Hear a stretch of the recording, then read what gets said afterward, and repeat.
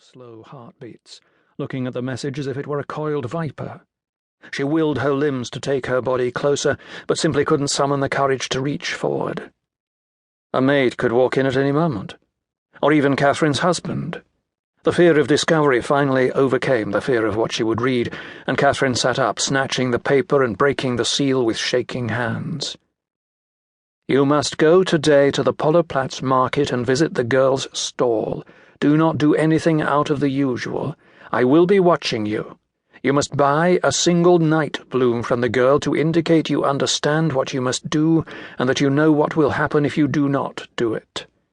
If you need reminding—" Catherine read on in horror. Shaken and terrified, she dressed and summoned her guards. Instead, to her shock and surprise, her husband entered the room. Catherine's arm whisked behind her back, hiding the message behind her body. "Where are you going?" Tesla demanded, his face curled into a scowl. "You are not going to the market." Catherine took a slow, deep breath before answering. Her heart raced and beads of sweat formed at her brow. "I won't be long." She stepped toward Tesla, hoping to distract him from the hand behind her back. "No, Catherine." He lifted his chin. "Enough! Your visits are becoming an embarrassment to me." "Husband, please," Catherine implored. "Just this once." "Husband?" Tesla raised an eyebrow. "You must really want to go this time." "No, Catherine, I forbid it. The High Lord's wife is not some simple woman of the fields who can associate with all manner of folk."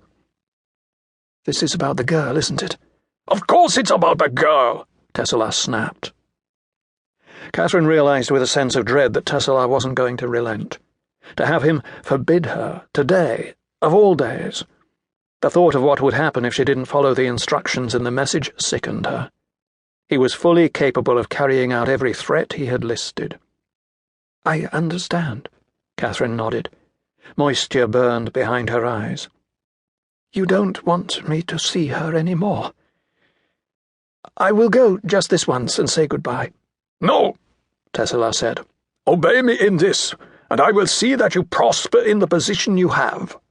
You have a life of comfort, Catherine, and I know you do not wish to have the court know that you are out of my favor. Do you understand what I am saying? As a High Lord's wife, you have access to privilege, but only at my discretion. Do you wish to lose that access?" Catherine looked at the ground. "No." "Good," Tesla nodded. "Spend the day in your chambers. I will see you at dinner."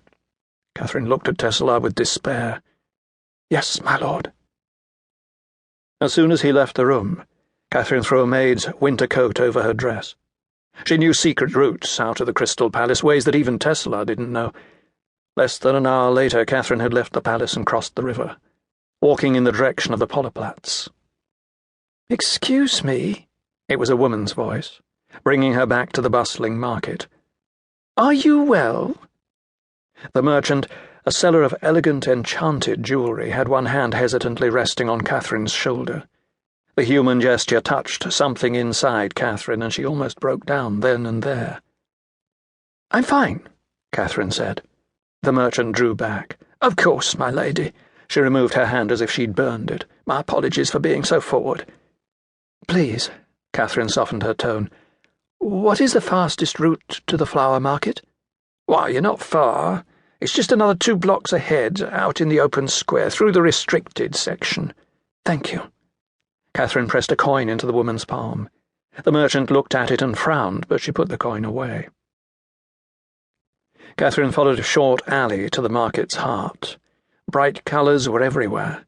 Richly patterned cloth vied with multi-hued spices from Halloran, and a stocky man lifted the lid of a huge blue pot, creating a cloud of rising steam. He ladled a yellow liquid into a bowl and handed it to a customer, taking 2 copper cendines in return. An old man belched, clinking his mug with a fellow.